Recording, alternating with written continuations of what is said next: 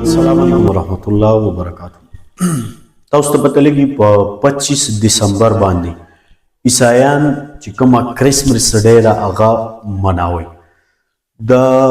کرسمس مطلب څه دی؟ څه ته وایي؟ آیا د مسلمانانو لپاره د دې څه حکم دی؟ دا جایز دی که جایز نه دی؟ او مسلمانان عیسایانو له په دې ورځ باندې مبارکي ورکوي که نه؟ او دا کرسمس چې دوی کومه د دوی کرسمس ډے ده نو د دې څه حقیقت دی؟ دا کله شروع شوه او دا په کوم ملک کې شروع شوه او د دې وجه څه وه؟ انشاءالله دا ټولې خبرې نن کوو. د دې باره کې موږ ته قرآن پاک څه وایي، احادیث مبارکه څه وایي. دا یو اهم مسله ده. نو تاسو یو خبره یاد ساتئ چې دا کرسمس ډے د دې خو لومبنی خو مطلب د دې دا معنی دا راځي که نه چې د عیسی علیه السلام دپاره د هغه چې کومه ورځ ده په هغه ورځ مجموعي طور د مذهبي په طریقې سره، یعنی مذهبي چې کومه طریقه ده او اجتماع کول، نو دې ته کرسمس وایي. معنی همدغه راځي. لکه تاسو وګورئ د کرس چې کومه خپله معنی ده نو هغه همدغه ده، عیسایت ته وایي. او دا مس چې کوم ورسره دی نو دا دغه اجتماع ته چې د کوم دغه دپاره مذهبي اجتماع چې کومه را غونډه شوي نو لحاظه د کرسمس معنی همدغه راځي چې د عیسی علیه السلام د پیدایش پر ورځ باندې په دې نیت راټولېدل چې هغه د خدای پاک څه دی؟ زوی دی. نعوذ بالله. دا خبره پکې ډېره خطرناکه ده د دې خلکو لپاره. تاسو یاد ساتئ چې دا کله شروع شوه؟ نو د تاریخ کتابونو لیکلي دي چې په څلورمه چې کومه صدي وه د عیسی علیه السلام نه پس، څلورمه، نو دا په هغې کې د روم یو بادشاه و، د روم، چې دا ورځ هغه جوړه کړه. پس دا څویمه صدي وه؟ څلورمه صدي وه د عیسی علیه السلام نه پس. دا د روم یو بادشاه و چې دوی به په 15 دسمبر باندې د دې نه مخکې به دوی څه کوي؟ دوی به دا چل کو چې دوی به د دې نور عبادت کو. لکه دوی ځان دا یو تاریخ او مایند داسې جوړ کړي چې په دې 15 دسمبر باندې دا نور پیدا شوي دي، دې ته به دیوتا وي. نو دا یو نور پیدا شوي دي او لحاظه د دې عبادت پکار دی، دا زمونږ خدای دی. نو عیسایانو به داسې کار کو د دې کرسمس نه مخکې چې هغې ته به یې څه وي؟ هغې ته به یې سیول انویکټس وي. سیول انویکټس د دې مطلب دا و چې دوی به دغه په ورځ په 25 دسمبر باندې دوی به وي چې په دې ورځ باندې د انور پیدا شوي دي او نعوذ بالله دا غټه دیوتا زمونږ خدای دی. نو دوی به په 25 دسمبر د روم خلک به ټول راجمع کېدل. عیسی علیه السلام نو راغلی، دوی به راجمع کېدل او د دې نور عبادت به کو په دغه ورځ باندې. خو دا دی یو خپل فطرت او عقل او مایند ځان له جوړ کړو، ځکه چې شیطان دوی ته دا ارسخولو. د دې نه پس چې کله عیسی علیه السلام مبارک دلته راغی، دنیا ته تشریف یوړ، بیا دې ظالمانو نه پرېښوستو. حالت تاسو ته معلوم دی، قرآن پاک کې الله جل شانه د عیسی علیه السلام مطابق هغې فرمای الله جل شانه چې واذکر فی الکتاب مریم اذ انتبذت من اهلها مکانا شرقیا. دې پسې نور آیاتونه دي چې ګورئ تاسو هغه وخت رایات کې په کتاب کې د مریم علیه السلام چې کوم ذکر دی چې دا د یو د خپل اهل نه ډډې ته شوه، پردې ونیوی. انتبذت پردې د خپل من اهلها د اهل نه پرده ونیوه، یعنی لاړه تې اخوا شرقیا دغه طرف ته، مکانا شرقیا د مشرق طرف ته تې لاړه. نو د دې نه پس دقلته بیا د مریم علیه السلام نور آیاتونه مبارکه هم دي. په سوره نساء آیات نمبر 16 نمبر کې دا خبره الله جل شانه فرمایلی ده چې د دې نه پس بیا اخوا نور آیاتونه شته چې د دې نه مریم علیه السلام چې اخوا لاړو نو بیا جبرائیل علیه السلام راغی. مفسرینو لیکلي، تفسیر مظهریم لیکلي او دې کپړې بدلولې. لکه مخکې به داسې کار و چې د یو کلي د یو علاقې دپاره به یو ځای و لرې د سیند په غاړه به سیند سره به خوا کې نو یو ټیم کې به سړي وتلم، د سړو ځای به بیلو، د ښځو به بیلو. نو ښځې به هم لاړې هلته به یې ځان پاک په جامې وامې به بدلې کړې، خپله تقاضي وغیرې به یې پوره کړي. او د اسمات وغیرہ او داسې د سړو د پاره او سړی به بیلو ښځې به بیلې وي نو دغه شان د مریم علیه السلام چې کوم د زنانو ځای هلته لاړه د خپل کور والا نو هلته بیا ګوره جبرائیل علیه السلام الله راولېږو او د الله په قدرت باندې په حکم باندې د مریم علیه السلام په دې ګریوان کې پوک وکړو او د هغې نه د عیسی علیه السلام حالات شروع شو علماء لیکلي تفسیر مظهري لیکلي او انوار البیان هم لیکلي د حضرت مولانا عاشق الهي رحمه الله چې دا غون کار چې کله جبرائیل علیه السلام راغی د مریم علیه السلام په ګریوان کې څوک پوک ووهو نو دا ټول کار دا یا په 8 غنټو کې شو یا په 2 غنټو کې عجیبه خبره دا وه لکه حمل پیدا شو هغه غټم شو او څه چلو شو هغه عیسی علیه السلام پیدا هم شو چې لکه څنګه دا پوکې پکې وو چې جبرائیل علیه السلام دې لراغی نو قرآن کې ذکر شته نو دا ورته ووایي که ته د الله نه یریږې نو ما له خواله مه راځه د الله نه ویریږه او که ته تقوادار هغه ته یریږه ما زه د الله د طرفه رسول یم یعنې فرشته یم او الله جل شانه تعالی زیری درکړي په عیسی علیه السلام باندې نو مریم علیه السلام ورته وایي چې څنګه به زما زوی کېږي یا به عیسی علیه السلام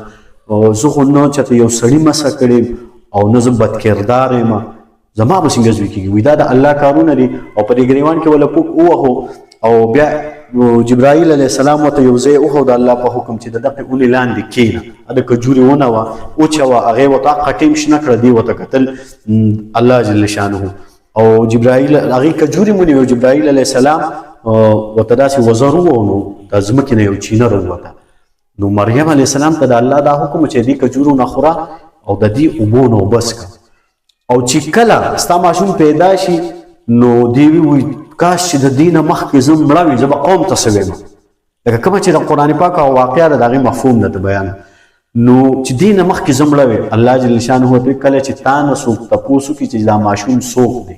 د دې باره کې تا سره څوک خبرې کوي نو ته به ورته ووایې چې ما د الله دپاره نن روژه نیولې د خبرو په هغه مذهب کې د خبرو روژه جایز و زموږ په مذهب کې نشته د خبرو روژه لکه بعضې سادهګان خلک شته هغې لاړ شي وایي نن زما د خبرو روژه ده چېرته د سیند په غاړه ناست دي کاڼي ماڼي ولي وي داسې نه چا سره خبرې وکړم بیا به ګناهګار شم زموږ په مذهب کې د خبرو روژه نشته ګورې زموږ په مذهب کې سمه روژه ده بس نورې پکې نشته دا نورې خلکو د ځان نه جوړې کړي دي نو د خبرو مبرو دا چا سره به میلاویږي نه دا د ځان نه دا زموږ د مذهب دغه نه د عیسی علیه السلام د دې آیاتونو مبارکونه پته لګي چې د عیسی علیه السلام مور ته ووایي چې ته خلکو ته ووایي چې ما نن د رحمان ذات دپاره د روژه نیولې د خبرو زه چا سره خبرې نه کوم او که تاسو څه ویل غواړئ د ماشوم نه تپوس وکړئ عیسی علیه السلام قټیم شوي په دې وجه علماو لیکلي چې دا پناه شوه د ځان د صفۍ دپاره لاړه یا هر څو خپله تقاضې پوره کوله چې واپس راتله نو زوی ووسه عیسی علیه السلام الله ورکړ نو دا یا 8 غنټې وي او یا 2 غنټې ټیم کې دا دونه ارس شو نو چې عیسی علیه السلام الله پیدا کو په دې طریقه نو عیسی علیه السلام راغی خلکو ته بیا دغه معجزه و بیا په غیږ کې خلکو سره خبرې وکړي چې زه د الله بندې مال الله کتاب راکړی ماته وسې په زکات باندې په مونځ ادا کولو باندې بیا عیسی علیه السلام الله خپل معجزې ورکړي هو عیسی علیه السلام ژوندګي تیروله د دین دعوت کو د هغې نه پس چې کله دا ظالمان عیسی علیه السلام پسې شو دې کې څه ډاکټرانو څه پکې د کلیو خانان ملکانانو او څه پکې عام داسې بغض کوونکي خلک لکه عیسی علیه السلام الله د طب په موده کې طب یو دوران د ډاکټرۍ نو ده خو چې کله به د یو داسې کس پیدا شو چې هغه به پیدایشي ړوند نو الله دله معجزه ورکړې وه د به دم خو ټیک به شو برګي مرض والا د به دم خو ټیک به شو دا د هغه وخت ډاکټرانو سره هم د دې علاج نو په دې وجه د دې نه علاوه چې لشانو هم معجزې ورکړې وي نو په دې وجه ډاکټران هو ته په دې پکارو چې د هغې نه نمبر مخکې شو بیا به خلک عیسی علیه السلام نه دم درود راتلل چې پیدایشي ړوند پرې ښه کېږي نو د عام بیمارۍ خو به خود ښه کېږي او د به د الله د رضا لپاره خلک دمول بیا به ورته وي اسلام قبول کړه دغه شان او دین ته به یې رابلل نو ډاکټران هر څه خو ته په دې پکارو د دې نه علاوه دا خانان مانانو سره ډېر پره وو ځکه چې د عیسی علیه السلام ته خپل قوم سوال کړی و که نه چې ته داسې کار وکړو چې الله جل شانه د طرفه موږ له یو مایده راشي د اسمان نو خلکو به د هغې نه خوراک کوو نو خلک نه بیمارېدل دغه وجه ما او بیا خلکو کار هم نه کوو نو را خانان مانان چې دا چا له پټو مټو کې کار کوو یا بل څه نو دا ورته په دې پکار و چې غون خلک یې ځان سره کړل ځکه چې هغه درستهان نه به چا روټۍ وخوړه نو بیا به یو روایت کې راځي چې یو میاشت 2 هفتې 3 هفتې مختلف روایت دي 3 هفتو کې به څوک نه وږي کېدل، 1 هفته پس به خلک وږي کېدل. داسې ځکه هغه خوراک ډېر عجیبه و چې څه هم بیمارۍ به هم ورسره ختمې شوې. نو دا خانان مانان خو داسې کېناستل، د هغوی د خدمت څوک نه، هغوی به ځان له په خپله خدمت کو، او دې خوا د عیسی علیه السلام دوی خلاف و، نو دې خوا هم نشو راتلی، نو ځان له په خپله کړو. نو خانان مانان دا کټاسري دي ورسره په دې وجه روان. نو بس دا ټول را یو ځای شو، دې کې څه یهودیان وو او څه عیسایان وو، څه د نور دغه خلک وو. عیسی علیه السلام د مرګ بندوبست وکړو. هغه خو الله جل شانه جبرائیل علیه السلام راولېږو او هغه اوچت کړو. نو چې کله عیسی علیه السلام په کوم ورځ باندې الله نجات ورکړو د دې خلکو نه، نو په دقه ورځ دوی داسې کار وکړو چې د روم کوم خلک چې دوی به مخکې د نور عبادت کو، نو دوی وی چې یاره داسې کار به وکړو په چا د عیسی علیه السلام نه 400 صدۍ پس او په سرکاري طور کوم چې د روم دغه حکومت او د روم حکومت چې کوم، نو هغه دا خبره تسلیم کړه چې سبا کو چې دا په 25 دسمبر باندې موږ کوم د نور دغه کو عبادت کو، نو داسې بني بس هغه مثلا ستاسو ذهن نه پارغي او دا بل پاس کو په خپل اسمبلی کې چې اوس بداسي نه کیږي، اوس بداسي کیږي چې دا 25 دسمبر ورځ دا به شي، دا به د عیسی علیه السلام د پیدایش ورځ شي چې کوم هغه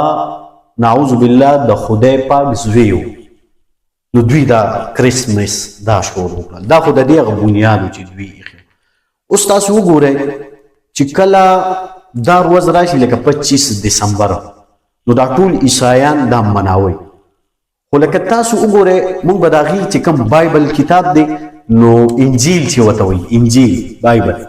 په هغې کې د عیسی علیه السلام په باره کې الله څه لیکلي دا خبره واورئ، دا ضروري ده. نو په انجیل کې د عیسی علیه السلام په باره کې چې یاره دا په 25 دسمبر پیدا شوی دی، د خدای پاک زوی دی، داسې هېڅ خبره نشته په ټول انجیل کې. الله جل شانه په بایبل کې دا خبره د سره کړې ده. او په انجیل کې یو خبره ضروري شته، په انجیل کې دا خبره شته چې د عیسی علیه السلام دا د ده پیدایش د الله د طرفه معجزه ده، او دا د دې خلکو او بیا د عیسی علیه السلام چې کوم د نجات ذریعه ده هغې پکې بیان کړې ده چې دا د دې خلکو لپاره د نجات دا ذریعه ده. په دې وجه په بایبل او انجیل کې صرف دقه بیان دی، نور په هغې کې څه نشته چې کوم د هغې خپل کتاب دی د عیسی علیه السلام. نو په دې وجه دا رومیان ویني یا دا عیسایان چې اوس دا کریسمس بیانوي د دې هېڅ بنیاد نشته، دا دوی په خپله جوړ کړي چې په دې ورځ به دوی د نور عبادت کوو. دا خبرې به تاسو ته ناشنا ښکاري او بالکل هم دقه شان ده. تاسو چې کله مطالعه دې پسې وکړئ که نه نو تاسو ته به پیدا شي چې او دا خبرې ټیک دي. د دې نه علاوه تاسو وګورئ په قرآن پاک کې الله جل شانه دې باره کې څه فرمایي عیسی علیه السلام. نو د عیسی علیه السلام ډېر لوی مقام دی، دا خبره تاسو یاد ساتئ. ځکه الله جل شانه په سوره نساء کې آیات نمبر 171 کې څه وایي؟ انما المسیح عیسی ابن مریم رسول الله وکلمته. دا عیسی علیه السلام بېشکه چې دی د مریم چې کوم زوی دی، نو دی د الله رسول دی رالیږلی شوی پیغمبر، وکلمته او دا د الله بشارت دی. د کلمې نه معنی څه ده؟ بشارت، چې الله جل شانه د فرشتې په ذریعه مریم علیه السلام نه بشارت ورکړو. تاسو ته چې اوس ما دا مختصر خبره وکړه، نو دا د قرآن نه دا راکوي چې دی د الله نه خدای دی نه زوی دی. عیسایان بعضې پکې عیسایانو کې 2-3 ډلې دي، څوک وایي چې دا یو الله دی، یو مریم علیه السلام نعوذ بالله الله دی، او یو عیسی علیه السلام دا هم الله دی. نو دا ډېر ګمراه خلک دي. څوک وایي چې نه د عیسی علیه السلام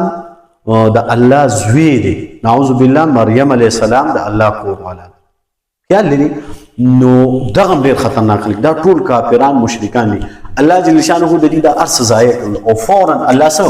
الله جل شانه آیاتونه مبارکه نبی علیه السلام باندې نازل کړي دي چې د عیسایان څه وایي دا داسې نه دي. عیسی علیه السلام بېشکه د مریم چې کوم زوی دی هغه د الله رسول دی او بشارت دی. نو د دې آیات مبارک نه خو موږ ته دا پته ولګېږي چې داسې د عیسایانو رومیانو چې کومې خبرې جوړې کړي داسې هېڅ نشته، دا ورځ هم دوی د ځان نه جوړه کړي. او د دې نه علاوه الله جل شانه په سوره نساء کې آیات نمبر 48 کې فرمایي چې الله جل شانه څوک شرک وکړي نو الله هغه نه معاف کوي، نه بخي. د دې نه علاوه چې الله د چا دپاره وغواړي ګناهونه ورته معاف کړي، یعنې شرک الله نه معاف کوي. الله جل شانه شرک دا نه معاف کوي. د دې نه هم دا پته ولګي. اوس په احادیثو مبارکو کې د عیسی علیه السلام چې کله امام مهدي به راځي بیا به عیسی علیه السلام راشي دجال به مړ کي د هغې نه پس به بیا امام مهدي رحمه الله وفات شي بیا به عیسی علیه السلام حکومت کوي هغه به د اسمانه راکوزېږي د دمشق یو مسجد دی د هغې چې کومه مشرقي مناره ده په هغې به عیسی علیه السلام راکوشي په دوو فرشتو به یې لاسونه ایښي او په اسمانونو کې به لمبلي د ویښتونه به اوبه ساسي ساس کې به تکېږي په دغه به راکوشي او دغلته به مسلمانانو د منارې سره ښکته رپایې او درولي بیا په دې راکوشي ځکه چې اسمان بره جنتونه هر څه چې دي دا بغیر اسبابه دي څنګه په هغې کې د رپایې ضروري نشته فرشتې هم په هوا ګرځي دی به هم راکوش کړي خو د دنیا مسله داسې ده چې دا د بغیر اسبابو نه حل کېږي خامخا به اسباب استعمالوي د دې نه دا خبره معلومېږي دی به راکوشي بیا به د مازدیګر لمونځ کي لمونځ به وکړي دجال به قتل کړي بیا د هغې نه پس بیا امام مهدي رحمه الله وفات شي بیا به دوی د مسلمانانو بادشاه جوړي خو دی به د نبي علیه السلام امت کې راکوزېږي د امتي به دی به پیغمبر نه د آیات سره ځکه الله په قرآن پاک کې فرمایلي دي چې نبي علیه السلام دا اخیري نبي دی د دې نه پس پیغمبر نشته په دې وجه احادیثو نه هم دا پته لګي نو عیسی علیه السلام ډېر لوی مقام دی خو دی رومیانو دا یا وایي دا خدای دی نعوذ بالله یا وایي دا د خدای زوی دی نعوذ بالله او بعض خلکو خو په هغه وخت کې وی دا ګمراه دي نو هغه هم کافران او بعض پکې مسلمانانو چې د عیسی علیه السلام فرمانبردار او هغې ته حواریین وي د هغې هغه ملګري اصحاب نو په دې وجه د عیسی علیه السلام ډېر لوی مقام دی خو الله جل شانه او زمونږ دین زمونږ اسلام د دې کرسمس په باره کې مونږ ته څه ویل عیسی علیه السلام لکه دا رومیان خو ما تاسو ته وي ساده پښتو کې چې دوی په 25 دسمبر د کرسمس معنی د دې دا ده چې عیسی علیه السلام د الله پاک څه دی زوی دی یا په خپل عیسی علیه السلام خدای دی نو دا د هغه د پیدایش ورځ ده هم دوی ځان نه جوړه کړې ده او نو دوی په هغه ورځ عبادت کوي نو دوی دا تهوار ګرځوي خپل یعنی زموږ چې څنګه اختر دی یو خاص ورځ ګرځوي دا دوی خپل هغه د نور هغه عبادت داسې را کنورټ کو دلته دا خبره یې جوړه کړه نو دا دوی خپل د اختر ورځ او تهوار د خوشحالۍ ورځ د دوی خپل مذهبي چې کومه ده نو اوی له په دې کې د مسلمانانو د عیسایانو لپاره مبارکي ورکول پکار دي یا نه نو تاسو یاد ساتئ بعضې ساده مسلمانان دي که نه چې د دین نه لږ لرې دي نو هغوی د دې په ورځ باندې هغوی له مبارکۍ ورکوي مبارک شي مبارک شي علماو مطلق ناجایزه ګرځولي ځکه د هغوی عقیده شرکیه ده هغوی څه وایي هغوی وایي چې عیسی علیه السلام د خدای زوی دی په دې ورځ پیدا شوی یا خدای نعوذ بالله او ته د هغوی په خوشحالي کې او ته ورسره پکې شریک شې نو د هغوی په حکم کې تم شو یعنی تم شرکیه عقایدو باندې خوشحالي کړو یو بل دې مبارکبادي وکړه ګناه کبیره دی وکړه نو دا جایز نه دي ځکه په قرآن پاک کې د قرآن نه دلیل دا دی چې سوره نساء کې 48 نمبر آیت الله جل شانه وایي چې زه شرک نه به هم د دې نه علاوه چې چاته وغواړم څه به وکړم بهانه به ورته وکړم نو دا خو د قرآن پاک د حدیث مبارکو کې مونږه منع شوي یو ځکه چې یو حدیث مبارک دی د ابو داود شریف 4031 نمبر حدیث دی په هغې کې نبی علیه السلام فرمایي ابو هریره تعالی عنه د دې راوي دی هغې وایي فمن تشبه بقوم فهو منهم چې کوم یو سړی د کوم قوم په شان ځان مشابه کوي نو فهو منهم دقه به د دوی نه یعنی د قیامت په ورځ به د دوی په سب کې راپاسي د حدیث مبارکو نه دا پته لګي کوم چې مفهوم دی نو په دې وجه د دغه حدیث په بنیاد او په رڼا سره موږ مسلمانان د یهودیانو د عیسایانو یا یو بل قوم چې غیر مذهبي د هغې په شان کېدو د هغې په شان طور طریقې ځان جوړول دا کول څه دي دا ناجایزه دي دا حرام موږ منع کړی شوي نو چې اوس یو سړی د کرسمس باندې څه کوي هغې له مبارکي ورکوي یا د هغوی په خوشحالۍ کې شریک کېږي نو عین دا حدیث قرآن خلاف ورزي وکړه دا ګناه کبیره د موږ د دې نه منع کړی شوي د دې نه علاوه الله جل شانه موږ له خپلې ورځې راکړي لکه دا حدیث مبارک دی د نسائی چې کوم حدیث مبارک دی دا 1556 نمبر حدیث مبارک دی نبی علیہ السلام فرمایي چې تاسو له الله جل شانه دوه بهترین ورځې درکړي دي چې هغه یو ورځ د وړوکي اختر ده او یو د غټ اختر د دې نه علاوه زموږ چې کوم د غیر مذهبي خلک دي د هغې په ورځو په خوشحالۍ کې چې کوم غیر اسلامي هغه موږ نشو شریکېدی د دې نه علاوه موږ ته اسلام قرآن پاک دا خبره واضحه کړې ده چې ته کافرانو سره چې کوم ستا دین ته نقصان نه رسوي تا ته نقصان نه رسوي ستا اسلام ته نقصان نه رسوي او اوسیږي تا سره نو ته د هغې سره همدردي کولی شي بایچاره ورسره کولی شي خو ته د هغوی چې کوم غیر اسلامي رسم رواج دی په هغې کې ته نشي شریکېدی په دې وجه د دې نه ځان ساتل پکار دي الله جل شانه موږ منې کړي یو دا حرام دي نو بعضې ساده مسلمانان چې هغوی زما د اواز اوري او دا ویډیو ګوري نو کم از کم د هغوی ملګري تعلقداري نو چې منې کړي دا ورته ورورسوي چې دا خبره ټیک نه ده قرآن او حدیث مونږ منې کوي نه به مبارکبادي ورکوي نه به هغه سره شریکېږي او نه به د هغوی په شان چلونه کوي نعوذ بالله هسې نه د قیامت په ورځ د هغوی په صف کې بیا مسلمان ولاړ نو دا به څومره د شرم خبرې دونه 18,000 مخلوقات به ولاړ او ته به د هغوی په صف کې ولاړ په دې وجه د دې نه علاوه یو بله واقعه داسې شوې وه چې کله د قرآن پاک اخري آیات مبارک را نازل شو چې الله وایي ما ستاسو دپاره دا دین مکمل کړو خپل نعمت په تاسو ما وکړو یو یهودي ابن مسعود رضی الله عنه ته ووایي که چېرې دا په دا آیات چې د قرآن پاک اخیری دی که چېرې دا په موږ باندې نازل شوي نو دقه ورځ به موږ د اختر ګرځولې وه یو بهترین ورځ به موږ ګرځولې وه نو ابن مسعود رضی الله عنه ته فرمایي بې وقوفه وي دا آیات چې نازل شو نو دا د غټ اختر ورځ وه او د جمعې ورځ وه زمونږ اختر دی په دغه ورځ الله جل شانه دا آیات نازل کړو نو د جمعې ورځ یو ځان د فضیلت د غټ اختر ځان چې خلک ورته حج اکبر وایي نو دا د حج په موقع نازل شوي او ورځ د جمعې وه نو په دې وجه الله جل شانه موږ له بعضې ورځې راکړي دي نبي علیه السلام فرمایي مفهوم داسې چې تاسو له الله دوه بهترین ورځې درکړي یو د وړوکي اختر یو غټ اختر نو ولې د غیر ورځې مناول پکار دي لهذا مرستې کومه ډۍ ده دا مناول د هغوی په خوشحالۍ کې شریکېدل مبارکي ورکول دا ټول ناروا حرام ناجایزه دي خو یو مسلمان دا کوي نو هغه پې ګناهګار دی د نن دپاره دا کافي دي انشاءالله بیا به راځو السلام علیکم ورحمة الله وبرکاته